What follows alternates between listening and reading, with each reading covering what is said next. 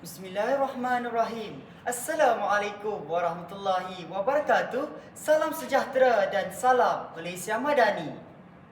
Bunga melati di tepi perigi, harum mewangi penyeri laman. Rukun negara tiang berdiri, penyatu bangsa sepanjang zaman. Yang dihormati, barisan hakim yang budiman, para penganjur yang dihargai, serta para hadirin yang mengikuti pertandingan ini secara maya. Hadirin yang saya muliakan, tak lapuk di hujan, tak lekang di panas. Begitulah peribahasa Melayu yang menggambarkan keutuhan nilai yang diwarisi turun-temurun. Sesungguhnya, rukun negara bukan sekadar 5 baris ungkapan yang dilafazkan pada setiap perhimpunan. Bahkan merupakan obor yang menerangi perjalanan negara menuju kemakmuran. Oleh itu, pidato saya pada hari ini bertajuk Rukun Negara, Pasak Perpaduan Pemangkin Kegemilangan Negara. Hadirin sekalian, subtopik pertama, kepercayaan kepada Tuhan. Asas pembentukan akhlak dan jati diri.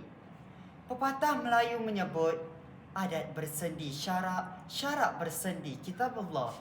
Walaupun rakyat Malaysia menganut pelbagai agama dan kepercayaan, setiap agama mengajar umatnya supaya berbuat baik, menghormati sesama insan dan menjauhi permusuhan. Inilah ruh prinsip pertama rukun negara. Apabila seseorang mempunyai pegangan agama dan nilai moral yang kukuh, lahirlah masyarakat yang jujur, amanah dan saling menghormati. Nilai inilah yang menjadi benteng daripada gejala kebencian, fitnah dan perpecahan, khususnya dalam dunia digital yang semakin mencabar. Dalam era media sosial, setiap perkongsian yang kita lakukan haruslah berpaksikan kebenaran, bukannya emosi. Pucuk pauh delima batu, anak sembilang di tapak tangan, teguh bertuhan, hidup bersatu, damai terjalin sepanjang zaman. Hadirin yang dihormati, subtopik kedua, kesetiaan kepada raja dan negara, lambang perpaduan dan kestabilan negara. Sejak zaman Kesultanan Melayu Melaka lagi, institusi raja menjadi payung yang menaungi rakyat negara. Hingga hari ini, institusi raja berperlembagaan kekal sebagai lambang perpaduan negara yang berdaulat.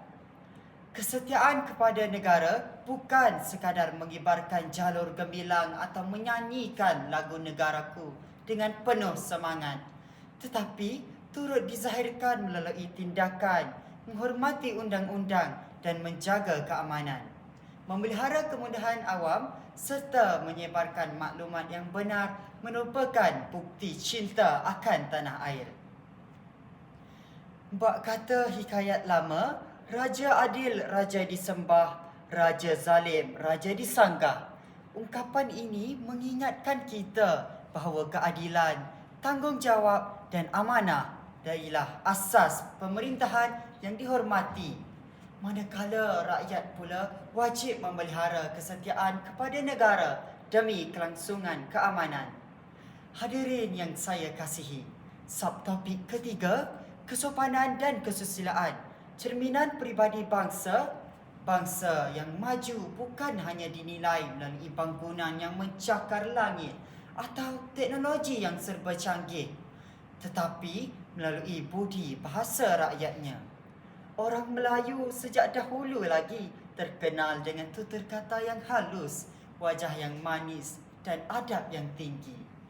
Benarlah kata orang tua-tua, bahasa menunjukkan bangsa. Dalam pertandingan ini yang berlangsung secara dalam talian dan dirakam, kesopanan bukan sahaja terserlah melalui kata-kata, malah melalui cara berpakaian, intonasi dan adab ketika berkomunikasi.